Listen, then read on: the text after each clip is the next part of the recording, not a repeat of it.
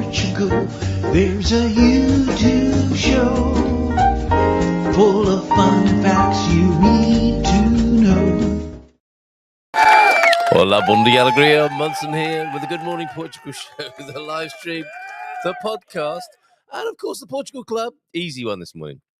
The Portuguese citizenship test. Nice and easy this morning. Hey, hold on a minute. Oh, my software's failed on my camera. Let me just give it a little bit of a jig there. That's nice, isn't it? Also, for those of you who might be daring to watch this on a big telly with high definition, I did get a memo from the production side of things at the Portugal residence suggesting I record in 1080p, which has never occurred to me before, but that's what I'm doing this morning and seeing what that's like. So I can't see any discernible difference myself here. If you can, do let me know. Is that more horrific to have in your living room, or less, better or worse? I don't think I've ever been noted for my extremely high production values, and I do admire the YouTube producers, the filmmakers who make a lot of effort, take a lot of effort to do things really well. Quick and dirty seems to be my approach, and don't let the excellent spoil the good. But there's definitely room, to consider some improvement. So I think I've flicked the switch that goes out at 1080p. I wonder if you can let me know if that makes any discernible difference whatsoever to you as you're viewing the Good Morning Portugal show. How are you? How was what day is it today? Wednesday. How was your Tuesday? Here we go. Into quarta-feira, Wednesday here. I've got a nice lunch date with a couple of gumpers who are coming over to see me this lunchtime. Looking forward to seeing you, Phil and Mark. Bit of a stroll around San Martinho de Porto. The back's better and good enough for a little bit of a stroll, and then probably pop into Palmeira or somewhere in San Martinho de Porto. So looking forward to that for a lovely lunchtime. Definitely feeling Christmassy, although there are plot twists along the way, of course. General strike tomorrow. Let's see. I don't think any of us in the Gumper community have lived through one of those here in Portugal. No difference on a phone screen. No, and I think that's the production ethic I aim at, is like quick and dirty on the phone, so to speak. So thanks for that feedback there. Morning, Mike from Frankfurt, Germany. My goodness, you guys get about more Christmas markets, huh? The coach, of course, Gemini, Andeiro, and Jackie. And yes, sorry for posting the show a bit late.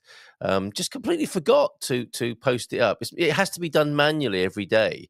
And sometimes, I'm all over it. Sometimes, like this morning, I realized at about 3 minutes to 8, I wasn't set up. Paul has the link, though. Paul Rees is joining me. It's the Central Portugal update. And for those of you who are co-hosts, who are guests on the show, the link has remained the same now for some months. We have a reusable studio thanks to the the continuously improving technology of StreamYard. Great platform. And so it's possible now to just, if you've been given the link to be on the show, it's probably the same one next time you're on, which also means that if somebody inadvertently clicks on that between now and the next time they're on the show, they might end up on the show accidentally. What fun. Right, okay, so Frankfurt, Germany then for Mike. We'll see Paul Rees a little bit later on with his Central Portugal update. Always an interesting fellow to talk to. And he was, of course, formerly an Algarvian by residence, now moved to Central Portugal. I spoke to a legendary Algarvian yesterday. I'll tell you a little bit about him in a moment. The interview that I did with him for The Resident, big interview, that's published at 3 today.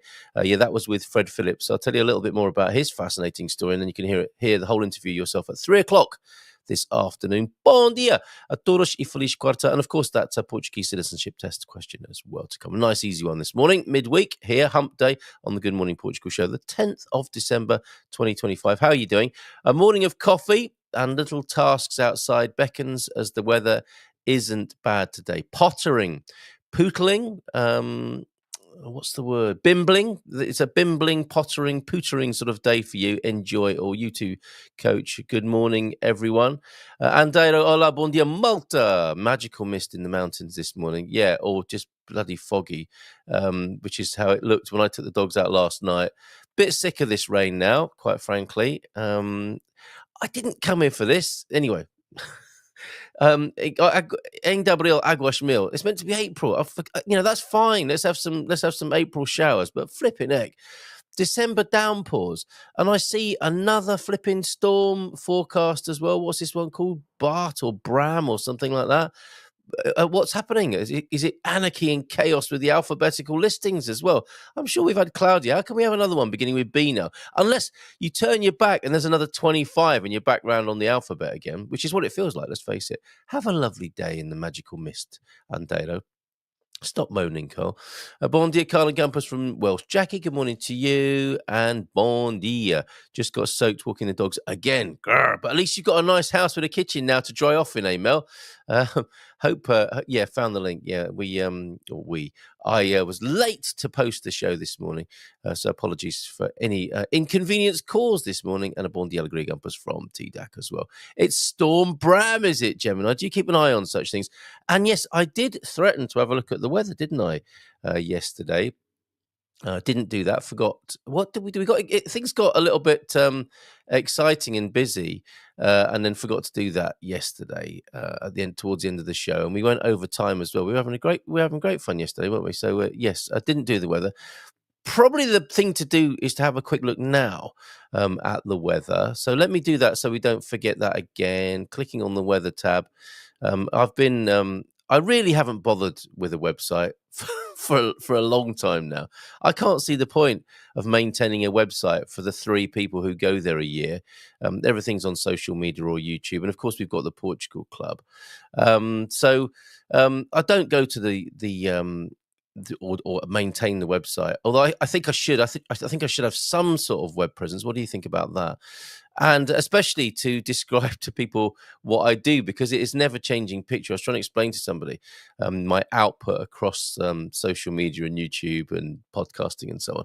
So I will do something, and it will look a little bit like this: the sort of various activities of the months and. So, yeah, Convivio, Good Morning Portugal, Endeavour, the Portugal Club, what goes on in San Martino de Porto, writing a column for the resident, helping people find a home, Expats Portugal, and the Wine Club, to name but a few things, helping people moving to Portugal.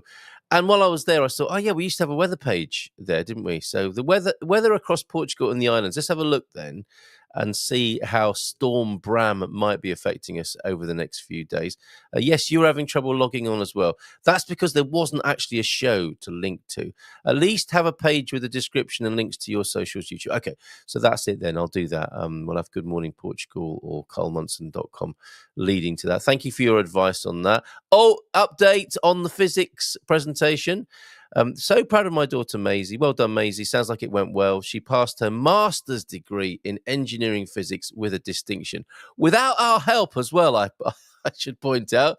We were there, weren't we? If you needed any help, Maisie, with engineering physics, because I'm sure we'll have a few opinions on that. Oh, they don't build bridges like they used to. We could have helped, but it sounded like you didn't need our help there. And I come to think of it, Andero, what is your logo on your YouTube there? I'm seeing things in 1080p now. I'm having a 1080p this morning, everybody. Who doesn't like a 1080p first thing in the morning? Better than a 720, isn't it? More impressive. But yeah, well done, Maisie. Fantastic work. Congratulations on that.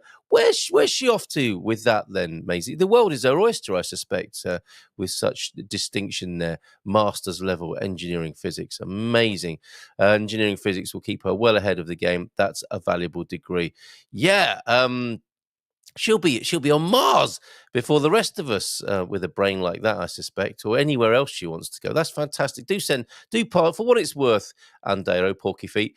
Do pass on our congratulations, Parabange, to Maisie on that remarkable achievement. Presentation yesterday, engineering physics. How about that? Right, back to the weather then, and I am seeing rain. This screen.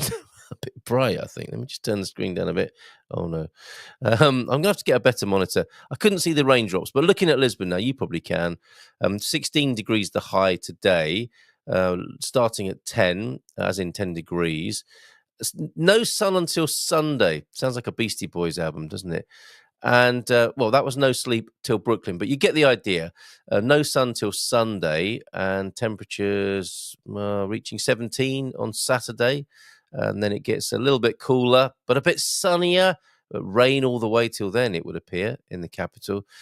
Porto, 14 degrees at the moment, a low of 11, light intensity shower rain, and a sunny Saturday. Sorry, it was a sunny Sunday. Yeah, sunny Sunday in Lisbon, sunny Saturday in Porto, and Coimbra, 15 at the moment, low of 7 in Coimbra, but rain all the way until the weekend.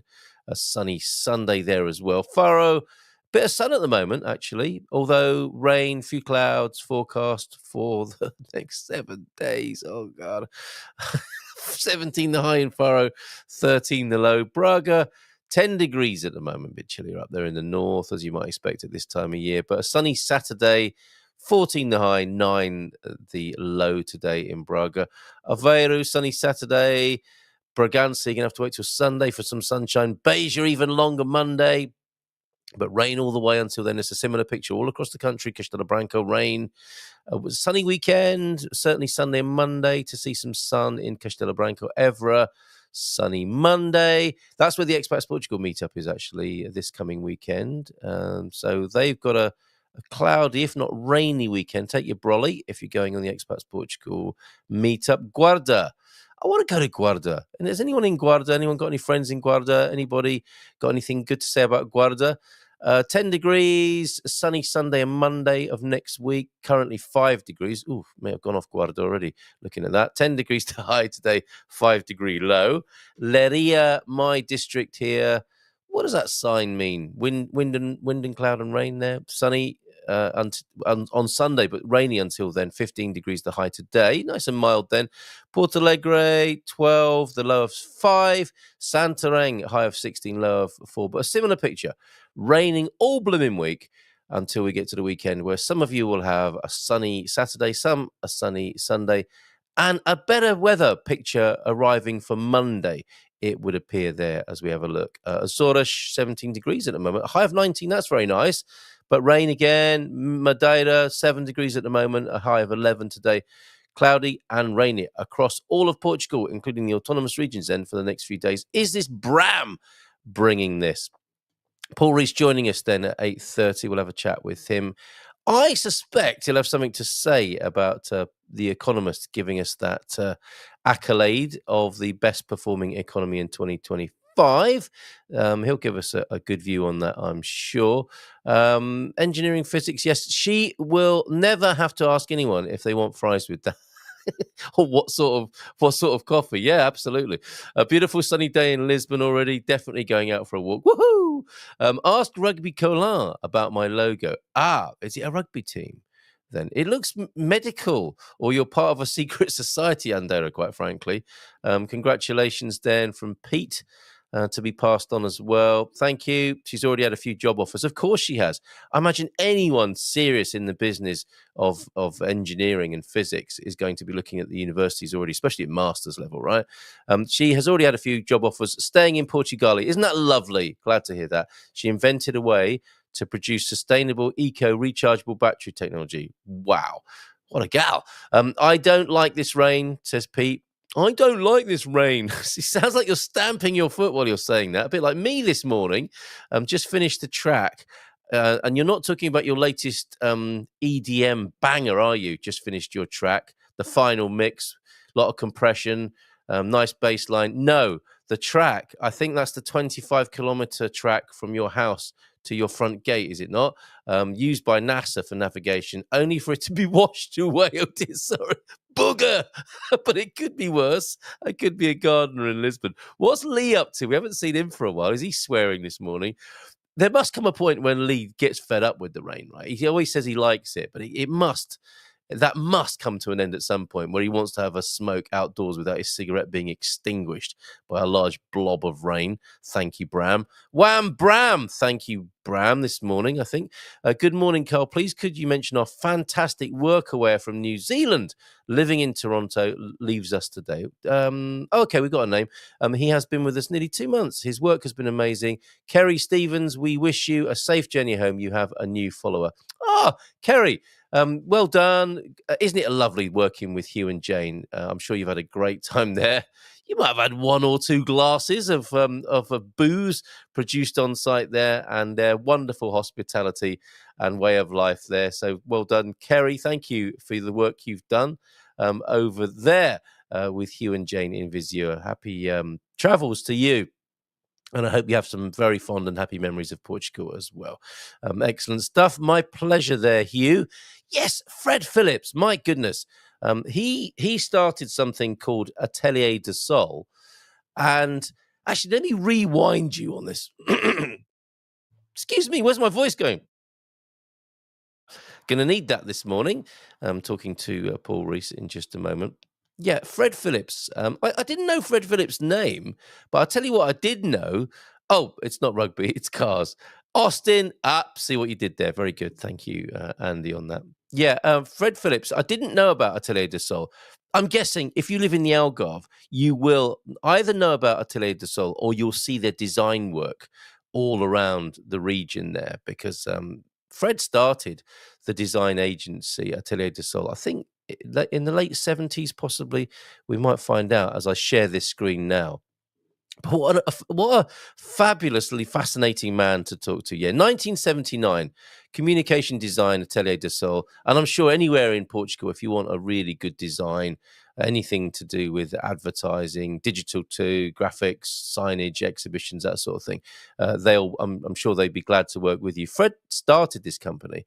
It's something he always wanted to do as a kid. And I think if I refresh this, there should be a picture of him as a kid. There he is. That's him as a child eating cornflakes. He was a poster boy, literally. I have to say, he doesn't look like he's enjoying them especially, but that probably was the 50th bowl when they were making the movie or making the advert for Kellogg's cornflakes. Dr. Kellogg, as it turns out, turned to be an interesting character with some strange ideas. However, his cornflakes, they had to find a way, did they not, of getting rid of lots of the substandard corn. I'm not presenting Kellogg's in a very good light here, am I, this morning? I do like cornflakes, I must admit, but I'm not entirely sure of their nutritional value. But if you think about it, old kernels of corn steamrolled into a flake and dried and roasted, and then you have to put something on them to make them taste good. So I like that. I like some maybe some cornflakes, the Kellogg's, the originals, with some plant milk probably, and some chopped up banana and some demerara sugar. Wouldn't want it every morning, but it's quite a nice breakfast from time to time. But anyway, Fred was literally poster boy in the late 1950s. He starred in a black and white Kellogg's cornflakes television advertisement in the UK. From Sussex, I believe, Lewis, an early experience that sparked his lifelong interest in visual storytelling and the broader field of communication design, including advertising. And it was his dream, I discovered yesterday when I spoke to him when we recorded the interview, to start an advertising agency of some sort. And he wanted to do that. And then he wanted to do it in Portugal because he visited Portugal in the 70s, the early 70s. He fell in love with a girl here in Portugal. They got married. And he was telling, she was a hairdresser. She left school at 13 to become a hairdresser. And they had a family. But before all of that happened, they got married in 1974. And we all know what happened in 1974. The revolution happened 25 days later after they got married. Got married in the last day of March. And then the revolution came 25 days later. They went on honeymoon.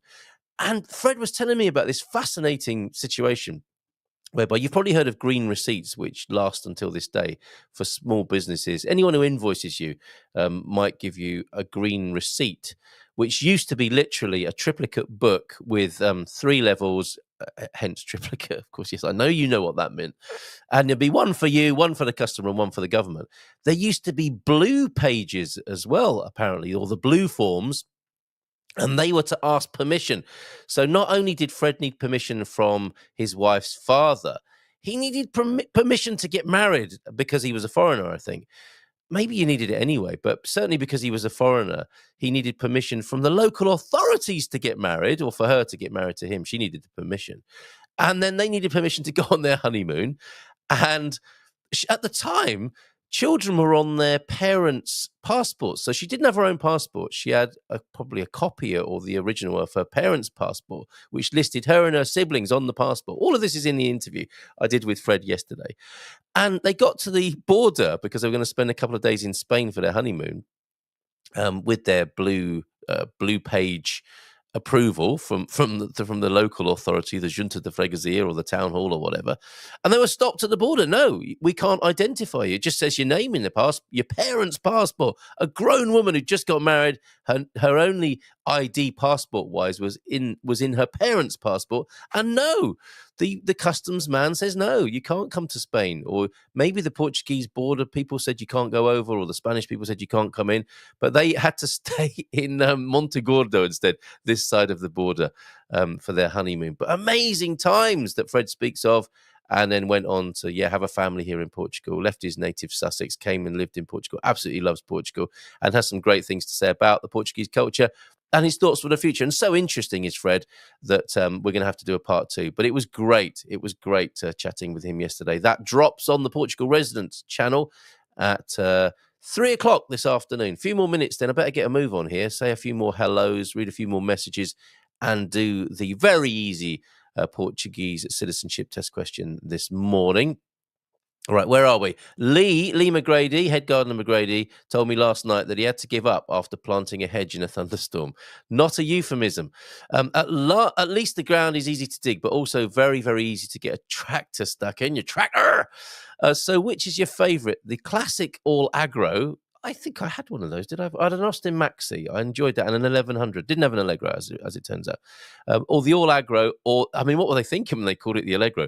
They knew some British wit would call it the all agro, or the infamous Princess. That was a beautiful motor that regularly failed to start in Dirk Gently's stories. Just a little tap on the solenoid and everything was fine, I'm sure, which is what I had to do with my Maxi. Bom dia, alegria a todos e feliz quarta-feira. Yes, quarta-feira, you're right. Sorry, that made me think twice there, because you had quinta in your name, of course, and quarta in your day of the week. That's absolutely spot on. But you know that, Matty. People still have to apply for marriage licenses to get married. We still all ask for permission for so many things in life. Sips tea and considers that philosophically. In many ways, we're not islands, are we? And it might be useful. I was thinking about this morning, about that whole idea of getting permission for things in your locality. Because I did have that idea, didn't I? That why not make citizenship that sort of approval? If you're going to live in a locality, why would you have central government validating your citizenship? Maybe on the level of bureaucracy. Tick the boxes, make sure you the right criteria connected to the government's ideas of what they want in their country as representatives of the people.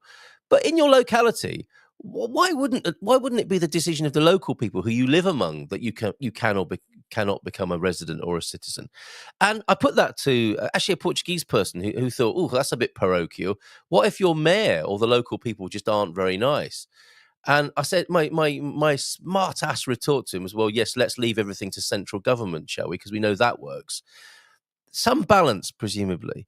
And that level of accountability locally does sound quite frightening, doesn't it? Especially when you put this idea of needing to ask the mayor if you can get married and, so on. But we are accountable to each other. And perhaps the more accountable we are, the greater the standard of communication and behavior might be.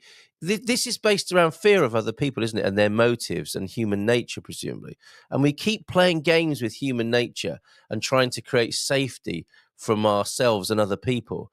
And I don't think we've managed it yet. But some systems are better than others, aren't we? What we can discern is a sense of improvement, possibly, with these things. But yeah, it's all work in progress. So it was like the conversation yesterday. When we throw the baby out with the bathwater, we lose the baby. Obviously, some balance is required in all things. Some discernment. And of course, constant communication and reviewing of these things as well. But yeah, I suspect you say that with a wistful tone. There, we still all ask for permission for so many things in life. I don't mind the permission of the wise, quite frankly. That could be a useful check and balance. I suppose what I resent is having to ask permission from complete dunderheads who seem to have been running the world for a little while now. Anyway, we can see a low cloud hanging over your place. Oh, that's to Matty, not to me. That's rude, actually, Matty.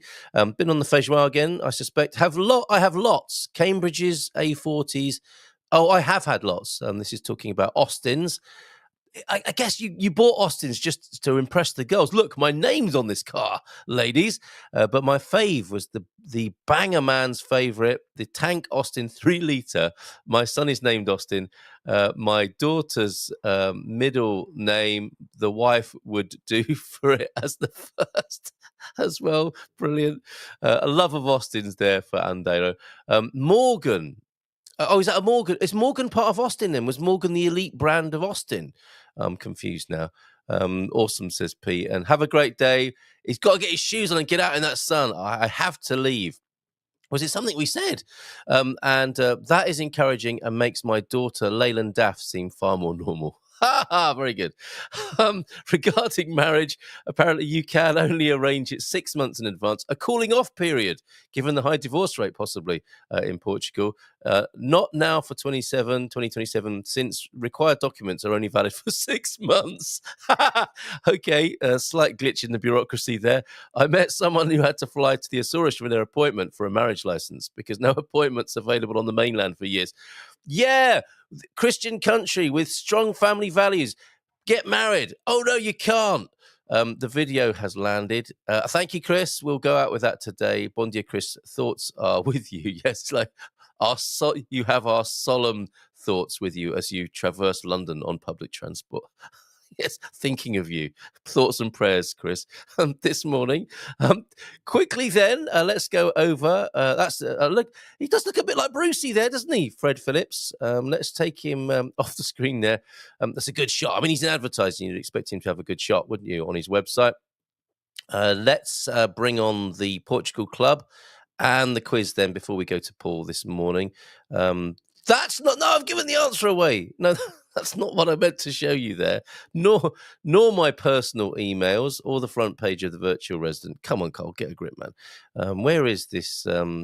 Probably. You know what? Probably need to open the tab first behind the scenes before you can share it. Yes, that'll be it. There you go. So let me share it once more. Very easy this morning, even if I say so myself. Well, I did write the quiz with the help of Grok. What was the name of the 1755 event that devastated Lisbon? I suppose slightly a trick question here. The Great Fire. I mean, you could describe, I think, the subsequent events of 1755 as a Great Fire. Tends to be what happens with earthquakes, isn't it? The outbreak of fire. Was it the Lisbon earthquake? Have I given the game away already? Or was it the Great Plague of Lisbon? Something which I've not heard of, but that's not to say it didn't also occur in 1755. I think the conditions did become somewhat insanitary in 1755, and a shortage of food did lead to the inevitable, I hear, as well. You can find out more at the Quake. We're not sponsored, but we're open to being sponsored by the Quake Experience. Is it called Quake or Shake? It's called Shake, isn't it? I think. And people who've been to it speak of it very highly. So there you go. That's your Portuguese citizenship test question. 72, everybody, was the name of the 1755 event that devastated Lisbon: the Great Fire, the Lisbon earthquake, or the Plague of Lisbon. Let's give him a nice big round of applause and bring him onto the screen now. He might want to make a guess at this. Hola, bon dia, Paul. Bon dia, alegria. How are you? Yeah, very well, thank you. Yes, hanging out here, having a bit of fun, talking about old Austins, like we do first thing in the morning. Did you ever have an Austin? No, my first car was a Singer Gazelle. Good Lord, why? Because it was 25 quid off a bloke in a pub. There you go. I had a Volkswagen K70, similarly priced from a small lad in a shop. And your first car, you do end up with some strange vehicles sometimes. And what was your Singer Gazelle like? Fond memory? It was a tank. And I had to drive it from about 20 miles without insurance. It's probably the most nerve-wracking of my journey of my life, I would think. Well, newly on the roads and being about a law-abiding citizen. Yeah, and I used it. Where I was brought up, there were some woods, and you could sort of go rallying in them. And cool. We just used it to hack about. It was great. It was good fun, and learned to sort of strip the engine and learn how carburetors worked. Oh, happy times. Yeah. Which the new kids, with their Teslas, they won't be able to do that, will they? No, just learn how to battery change, I think. Yeah. How exciting is that? Fix the LEDs. Yeah. Well, young men talking to each other in the future. Changed the battery last night again. That's the only thing you can do on this thing. Yeah, Wow. Maybe you can mess about in a nice dry environment and change the chipping of the engine. You can hack into your engine and change the configuration. That's probably what the modern car aficionado would do, right? The nerdy sort. Yeah, I would think Tesla's way ahead in terms of messing with programming. I'm sure it feels True. Yes. be Yes. blacklisted forevermore. That's true. It's very obvious, isn't it, if you have a tinker with your Tesla, so to speak. As And it were. and Leyland don't make an electric car yet, or probably ever. So yeah, that's probably not going to happen then. Listen, Well, I saw a flash of Fred Phillips on the screen. A bit yes, late. do you know Fred from your Yeah. days in the Algarve? Legend, absolute legend. But is he on one of your podcasts? He is, as I hope you will be, as you're sure to be. He was interviewed for the Resident big interview yesterday Good. morning. And it's got to be part 2, if not part 3 as well. What an interesting fella coming to Portugal when he did, and getting married, and getting married 25 days before the revolution. What an interesting man! Yeah, very. He is a legend, truly. Of the Algarve. Is a really nice guy. And what I didn't mention was, of course, that he came up with the phrase. I mean, he's in advertising, and I said to him, where I grew up, there was a guy who used to get pointed at, and they would say, "He's the guy who came up with the phrase go to work on an egg." And these are the things, aren't they, from advertising? There's the power of advertising, Mad Men, these things that go into your mind through repetition and brand reinforcement. He invented the golden triangle. He told the story of how he had to come up with an advertising feature, and they had the Golden Mile in Spain at Marbella. And he thought, well, what are we going to do? What are we going to do? Probably up against the deadline. You can imagine it, can't you? They were all smoking in those days, drinking whiskey, trying to come up with a concept like Mad Men. And the Golden Triangle was born, and he's the man who came up with it. He's rightly credited with this. Yeah. Amazing. You asked me how I am. I'm well. How are you? To the way. Yeah, we're getting over a seasonal cold. But apart from that, good. Thanks. Yeah. Do you feel like it's making you stronger, ready to go into the winter and subsequently spring?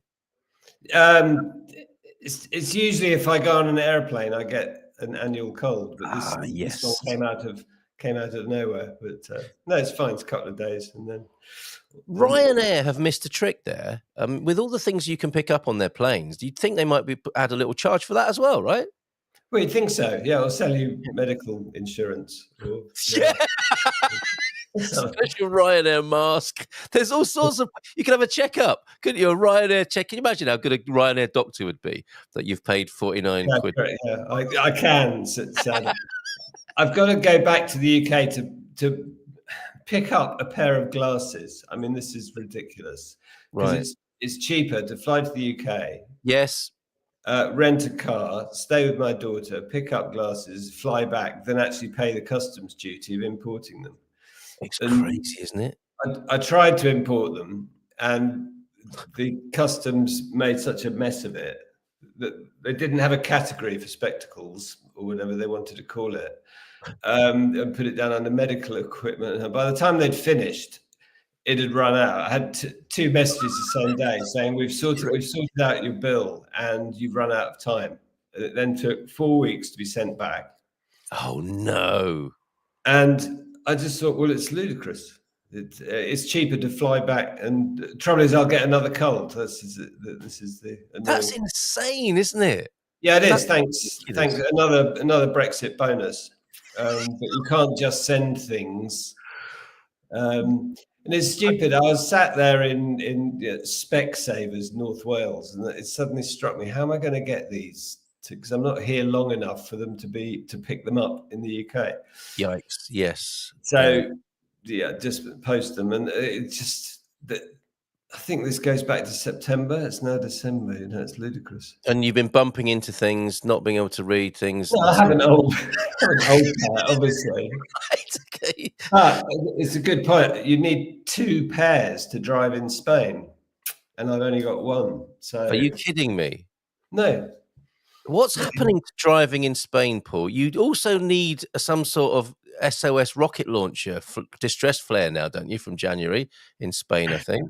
This electronic thing that you've got to have in Spain. It's going to come to Portugal at some point as well. Yeah, I don't know. They've always been a bit more advanced. I think you need two triangles or two vests. I don't know what it is. And two pairs of glasses. What in case one fails? Well, in case you lose one, then you're not stuck. You're not stuck with nothing. Yeah.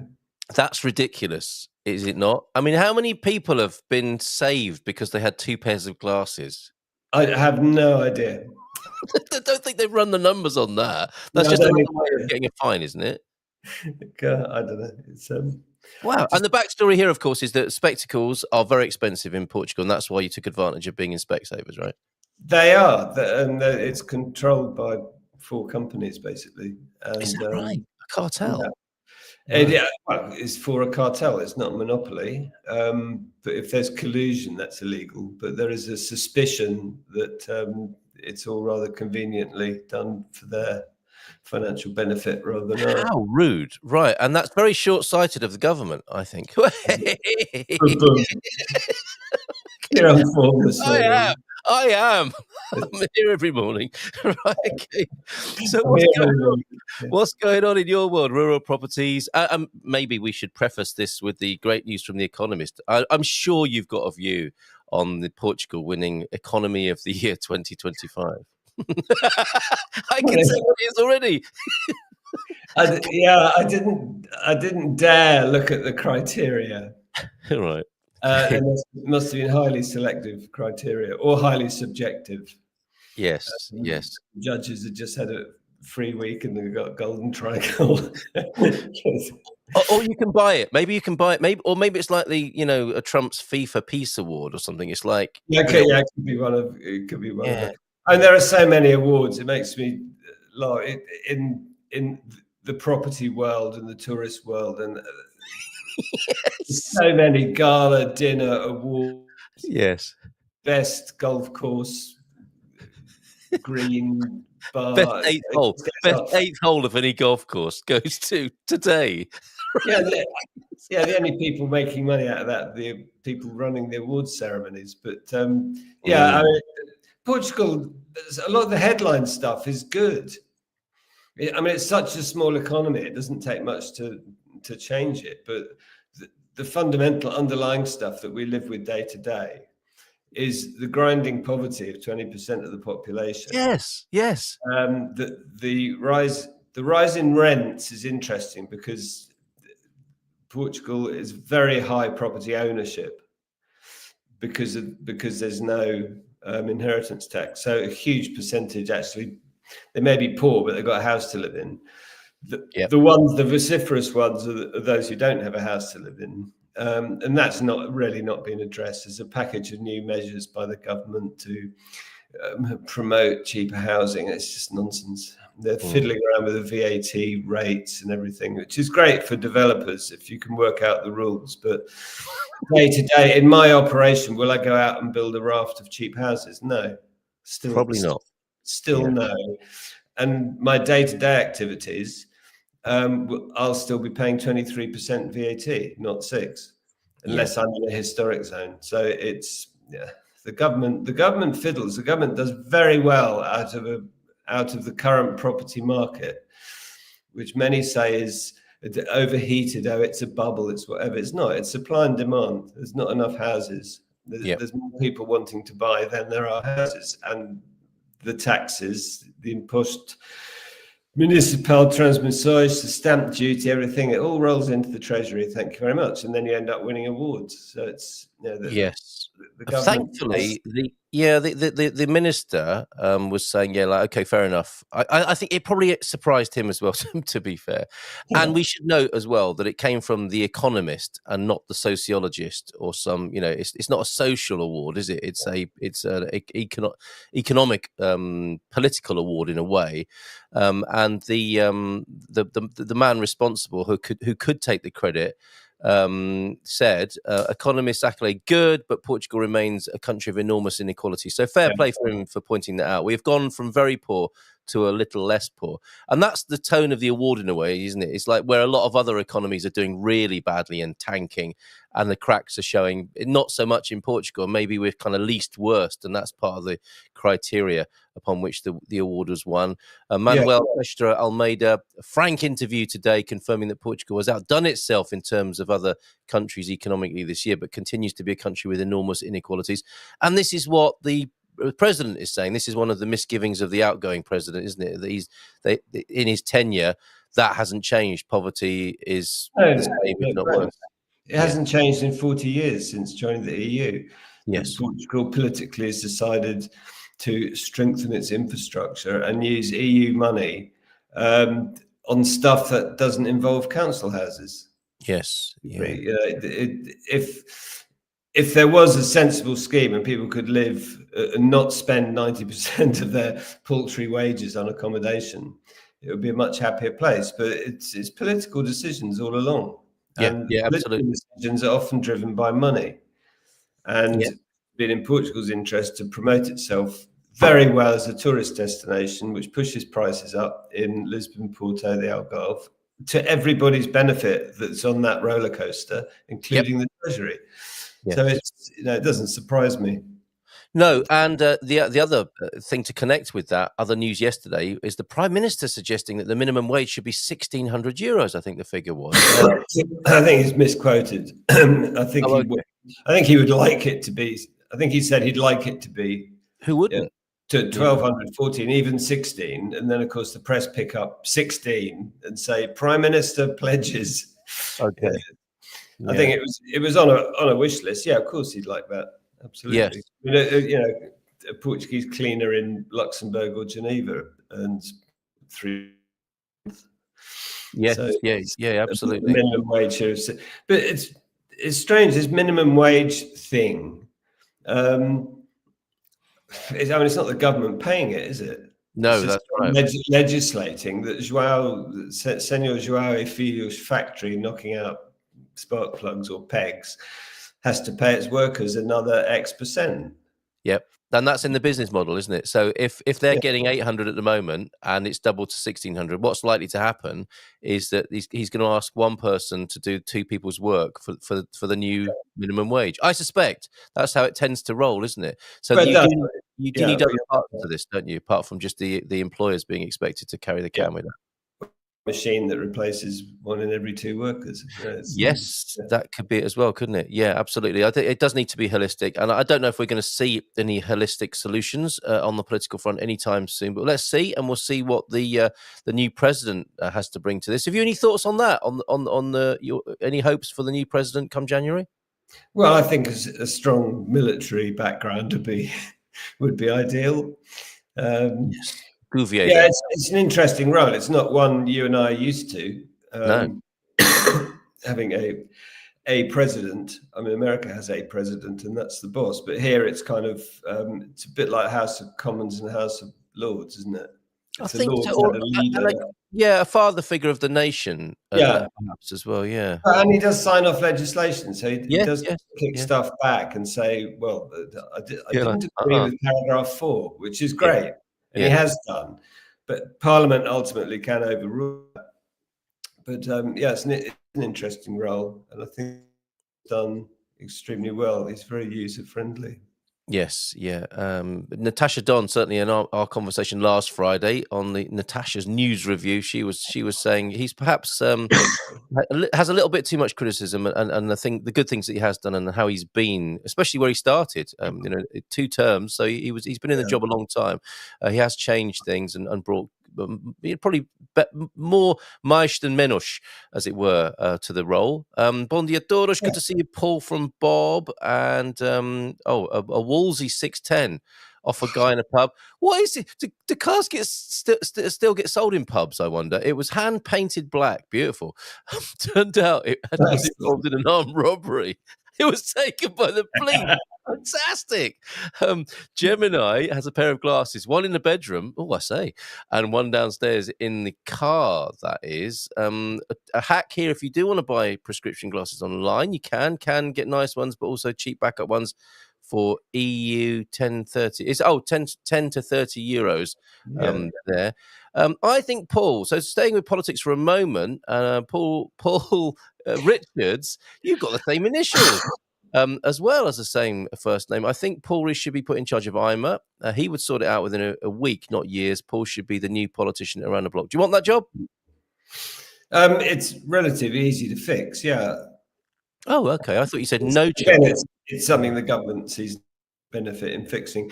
I think with the new golden visa blow up, that they will do something about the golden visa side of it, because that's rich people and they'll take them to court. But no, it's a government area that what's the point? You know, they screw up the end of SEF, turning into IMA. It's under resourced. You've got a hapless person in charge saying, "Oh, we're doing awfully bad." That actually really annoyed me. The minister or the guy being interviewed saying, "Yes, but our figures are."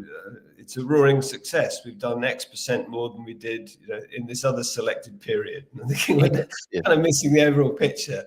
Yes, and, it's daft. And the withdrawal agreement group, all those people that were signing up for residency before Brexit, and then they were given extension. They've been rarely shafted. In that they're not being given their permanent residencies. They've stretched by 2 years the time period, but still you're still only allowed the same amount of time out of the country, whether it's 5 years or they're now 7. They've got to wait. Yeah. So I mean, it is complicated. I follow a lot of this on. There's various Facebook groups following this, and actually there are certain constituencies that are rarely being shafted. Yes, and excuse me, those people. Are you all right there? You I guess this is just your normality at the moment, is it? Have a sip of tea. Yes, these things affect people on a personal level, but it's the bigger picture as well, isn't it? If you've got lots of that going on in different pockets, it does make for quite a tiring general picture in society. This is not the sort of thing the Economist would be picking up on, would it? These little dramas for many people. No, indeed. And that's what we've got at the moment, isn't it? A lot of this sort of grumbling, low-level sort of noise for people, which doesn't contribute to. If you had an index of, peace of mind and quality of life, this sort of thing doesn't contribute to that. It's not helpful in a society. No, not at all. Not at all. And it is it's the sort of hidden side of in the inefficiency of government and its resourcing. It has a certain amount of resources, and people that don't matter and don't vote don't get well served. Yes, yeah, well said. And I'm still keen to see a foreigners association. And I don't know if I've ever asked you this, and if you know of one, but given that we've got approaching 1 in 10 foreigners here in Portugal, that would be if they organised themselves, as in we organised ourselves. That would be an incredible lobby and voice, would it not? Well, it would. Yeah, but should we be involved in the politics of where we choose to live? Absolutely. Yeah, and 1 in 10 people as a lobby, as a voice would be quite extraordinary. But it'd also be quite. Can you imagine as well? It would be like the UN, wouldn't it? Because there's a lot of nationalities in that mix. And just can you imagine how difficult the first meeting would be of those people from? I don't know. What would there be? There could be like 20, 30 nationalities involved, and the decision-making processes involved in that, reflecting their cultural values, would be quite extraordinary, I think. I mean, the strong group is AVPOP. Okay. That is non-political. It was set up as a property owners association, and it's actually, you don't have to be a property owner.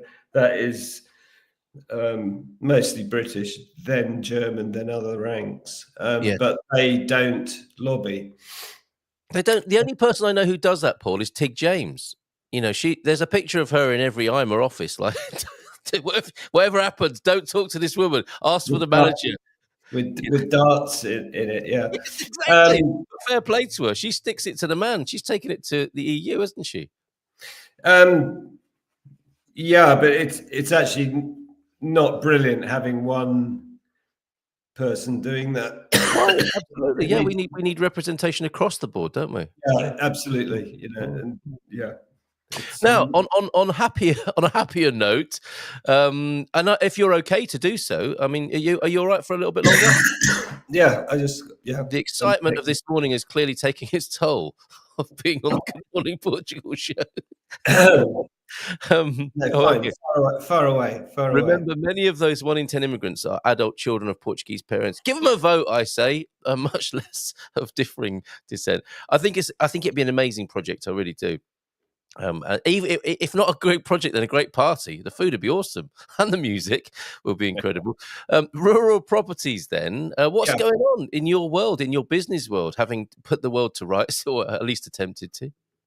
Well, yeah, it's very much business as usual. I just done a review over the last year for The Resident that will come out next week. Oh, excellent.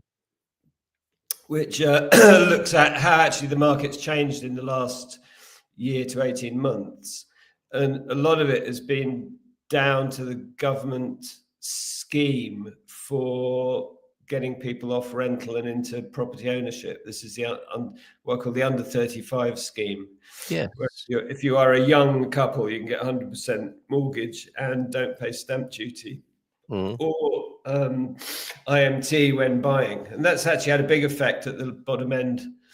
I say the bottom end, the lower price quadrant of the market, which is great. And it is young couples with kids and dogs and coming to the countryside, actually getting a house to live in rather than renting. Yeah, brilliant. Which has been, that's had a good effect.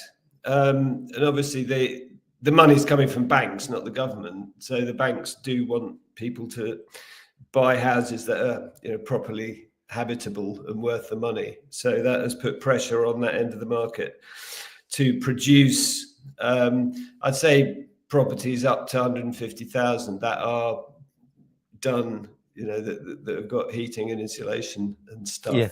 Yeah. So that's had a big effect. And it's not just a case of if you've got lots of lower end stuff, you'll sell more of it.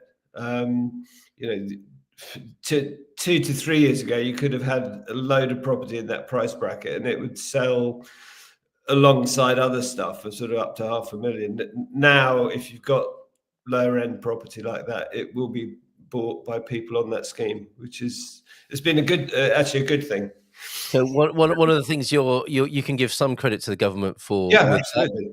What else is in your review of the year? Because that's what I was hoping to ask you. How has 25 been for you?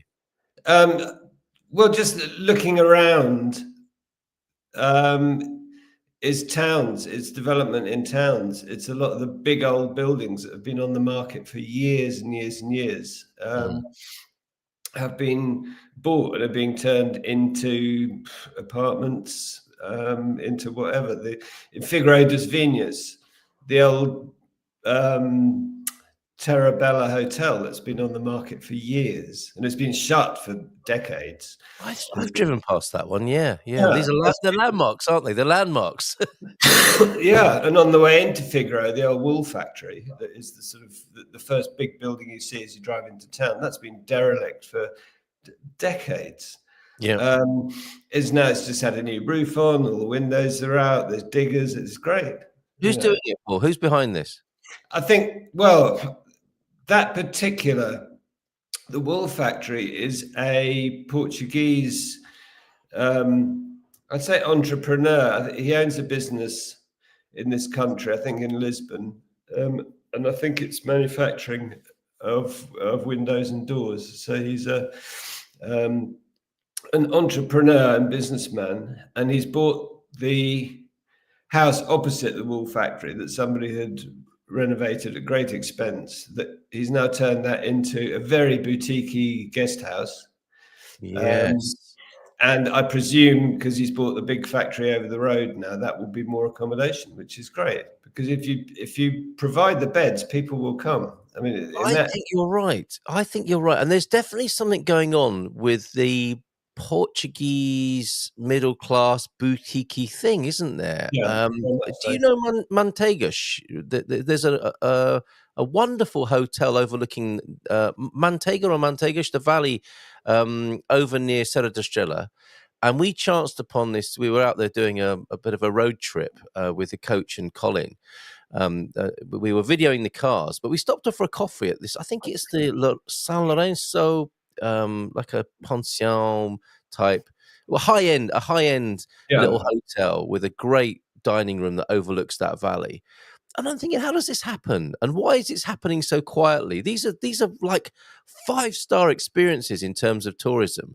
And I don't see much publicity about this sort of thing. And you're talking about it this morning. There is something going on. Is it like an entrepreneurial middle class who are thinking, we will reinvest our profits back into this sort of infrastructure, this touristic events, hospitality infrastructure, rather than just paying it all in tax. We can grow our businesses, we can grow the yeah. experience, and this is happening in central Portugal, so some of the most beautiful locations in Portugal. Is there a thing happening here along those lines? Yeah, I think there is, and it's still cheap. I mean, the old wool factory was sold for about $250,000, Right. and it's a Yes. massive space. I looked at buying it to turn it into apartments. I actually couldn't make the figures work out. Oh, okay. And then the price reduced to the point where it did sell. But it's not only that; it's old hotels. It's country houses being turned into Airbnb, small hotels. You know, it's people will invest where they think they can make money, and also if they're living in the place where their business is, like in an old mansion, Yes. absolutely fine. Yeah, you get the lifestyle benefits. Well, I think as there's well. definitely something happening with this. Even though a lot of these are Portuguese owned, some of it will be money from overseas. It'll be Portuguese immigrants, people coming back to the country with full pockets, which is also of great benefit. Yeah. So yeah, it is an interesting time, but that's the big change I've noticed in the last 12 months. In Serta as well, in the old high street, when I first came here, was was kind of derelict. I'd say 2 in every 3 shops were shut. And that now there's some big old buildings there that have been purchased and are being completely refurbed. I'm loving the sound of this, Paul. We should perhaps let you go and rest your voice. And I put your video on because it just show the sort of landscape we're talking about there. Absolutely beautiful. Central Portugal. It's lovely to hear of this renaissance going on. And buildings that people have got used to driving past as derelict landmarks on the horizon. They are coming back into commission. And which is it looks great. like Portuguese entrepreneurs have got great ideas and they have the money to refurb them and create new experiences. So this is lovely. It is good. Yeah, and Yeah. that brings more interest. It brings more people. Yeah, And some of our mid-range properties are being exposed to mid-range people, which is great. And in Pedrógão Grande, there's a house opposite the one we're just finishing that sold for 700,000. French family. So who'd have thought it? Who'd have thought it? Nobody would have been saying that 5 years ago, would they? Yeah. Yeah, very good, very good. I mean, people did have that vision and that hope, but it looks like it's beginning to happen now, which is a wonderful thing.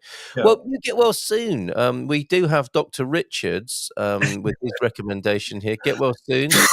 Thank you. It took me ages to get rid of my cough after getting it. Flu jab helps. What flu jabs helps? What to get rid of the cough or give you one? And what's I had my flu jab. I'm a great jabber. a great jab? I walk into the I'm in Oleiros Health Centre, and I just walk in and say, Senor Paul, now let me check. Bend over. Oh no, it's in the arm now, isn't it? Yeah. Okay. And what's wrong? What's wrong with glasses? We've already had that conversation. They're a bit expensive, Hugh, is the conclusion we've come to. But then again, so is having them sent over from the UK. If you go via customs, you're better off going to get them yourself, basically, which Paul will be doing. Thanks, Paul. Take it easy. Rest Yeah, that well, voice. yeah, sorry about my throat, everyone. Well, not at all. And thanks for being part of what we do this year. I think you turned up this year to be a regular part of things. And I look forward to your company again in the new year. It's always interesting talking to you. Good stuff. And I wish yourself and all your viewers an excellent festive season. How lovely and very seasonal. Okay, take care. Bye for now. Cheers, Paul. Bye for now. Ciao, ciao. There he goes, Paul Rees, Rural Properties. If you want to find out more about what Paul does and, current properties listed, let me put the link onto the screen. Rural-properties, of course, is what you're looking at there. There we go. Rural Properties with the hyphen in the middle.com. It's on the screen for you now. A few more comments then before we go, and a video from His Majesty's United Kingdom and the public transport thereof. A few more comments based on what we've been saying. Yes, make Paul head of IMA. We've got Matty. In my humble opinion, and you don't often say that, Matty. You just tend to give us your opinion. But anyway, higher minimum wage is desirable. But first, they should start protecting the sick. At the moment, you're punished if you get sick. That doesn't sound like a good system. Maybe it stops some people getting sick, though, by not, I'm only joking, by not getting paid 2 days and after that only getting 55%. First 2 sick days, employee does not receive salary. After 2 days, it gets 55% of base salary. So in my humble opinion, you get punished for getting sick. I guess you could see it like that. Also, the difference between minimum wage, public and private workers' parameters is huge in terms of hours, holidays, conditions, etc. Yes, I'm sure that's true. Public holidays, night and weekend work is another sore point in Portugal. You do not get compensated for those. In Netherlands, Deutschland and Luxembourg, you get more for working those hours. I see, yes, overtime rates, 20%. 70%, 100% bonus in some cases. Remember, many of those 1 in 10 immigrants are adult. Yeah, that's my idea of having an association. It will just be, turns out, it would be like a crash or a massive childcare project. If what you're saying is true there, Mel, which I have no reason to believe it isn't. And thank you, Dr. Richards, for your help there this morning. There's a monument here in my village. Look up Colegio de Southfield on Google Maps. That could be a great hotel location. Yeah, another one of these derelict landscapes that will at some point hopefully come back into commission and be a beautiful thing to see on the landscape. And you'll say, do you know what? I remember when that was an old wreck. Now it's a beautiful hotel. Lovely place to stay. In the last 18 months, property prices in Nevada have gone bonkers. 18 months in the last 5 years, 8 years, Aveiro prices have gone bonkers. I'm sure third highest increase in Portugal, and they're selling. Yeah, Aveiro, a very attractive destination, always has been, hasn't it? A lovely place. The Venice of Portugal, of course, and you know there's a sign in Venice saying the Aveiro of Italy over there. Right, we're going to end with a video from Chris from public transport. It looks like he's safely got to his workplace, so we might get a nice panorama of the London monuments and features of the landscape there. So thank you very much for being with us. Thank you, Paul. Pop over to the Portugal Club, have a guess at the Portugal Club citizenship test, and we'll see you again tomorrow. Take care. Bye for now. Ciao. Morning, Carl. It's a bit murky today. So can you tell where I am? Do you know what that is in the distance in the background there? Okay. Right, so I'll stop looking at it. I hope you can see it. So, yeah, do you know what that is in the distance in the background there? So, can you tell me where I am this morning? Yes, so I've got my snood, I've got my puffer jacket, I've got my beanie hat. Yes, I'm still being a Star Wars extra, according to Pete. But good morning, Portugal. Hope you're having a great day. And no stories from the train today. I was too busy watching something on my phone about the nostalgic train ride that they're doing in New York. If you get a chance to see it, it's amazing. People dress up in 1930s attire and they get on this train, which is from the 1930s, and they're playing some fantastic big band music, etc. And they do it every week, 1 day a week until Christmas. There's only 2 left, I believe. But yeah, so I was watching that. I just got hooked on it, actually. Just seeing all the lovely garms that people used to wear compared to how people dress today. So This is Chris from Capricorn 12 reporting for Good Morning Portugal from the banks of the Thames in London. Couple of weeks I shall be enjoying myself in the Algarve. Until then, it's got to be a situation of I just report from the side of the Thames, having a bit of fun.